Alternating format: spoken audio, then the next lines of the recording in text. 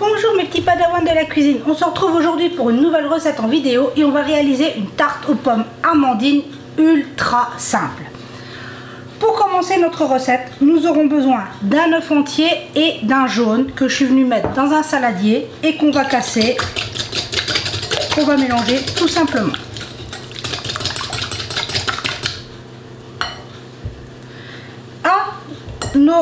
À notre œuf et à notre jaune, on va venir ajouter un sachet de sucre vanillé et 100 g de sucre.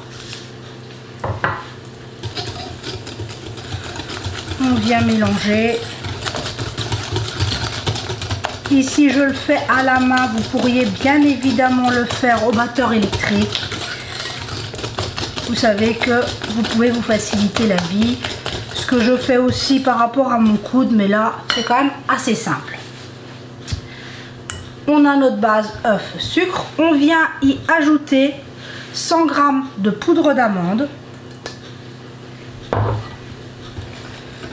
Vu qu'on fait une tarte amandine.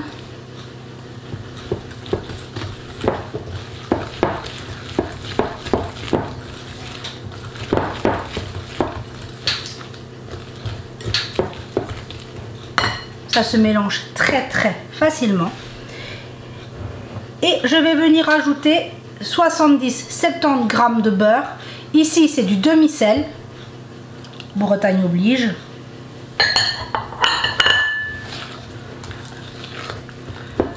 Hop, et notre préparation amandine est déjà prête.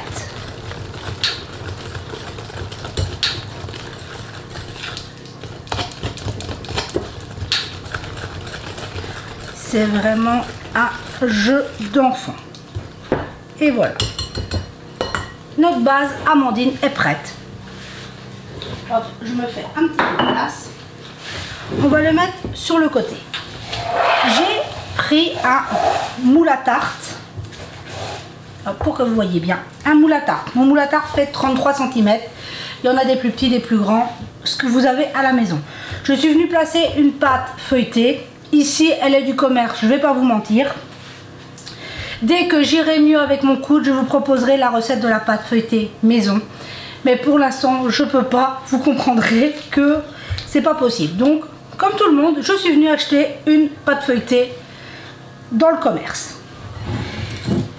Je vais enlever mon fouet. Et il ne nous reste plus qu'à venir mettre notre mélange amandine sur le fond de notre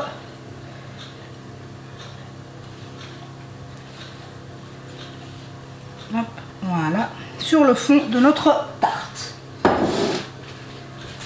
On vient gentiment l'étaler.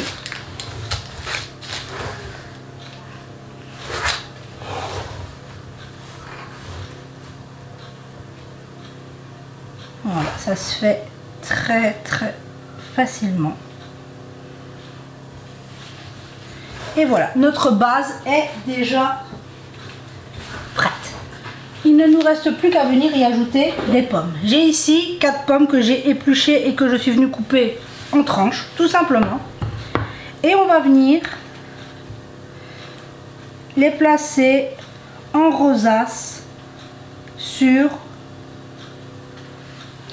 notre mélange amandine, tout simplement.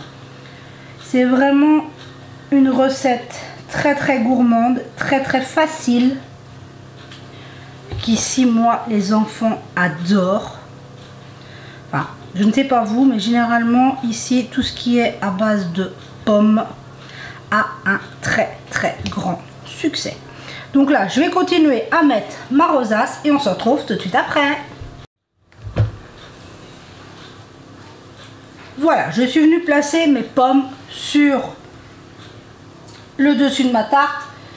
J'ai utilisé 3 pommes et demie, pas tout à fait 4 pommes. Mais bon, en fonction de la taille de vos pommes, plus ou moins. Voilà. Maintenant, à ce stade, on peut, si on veut, venir mettre un petit peu de sucre par-dessus. excusez-moi. Ici, je ne vais pas le faire.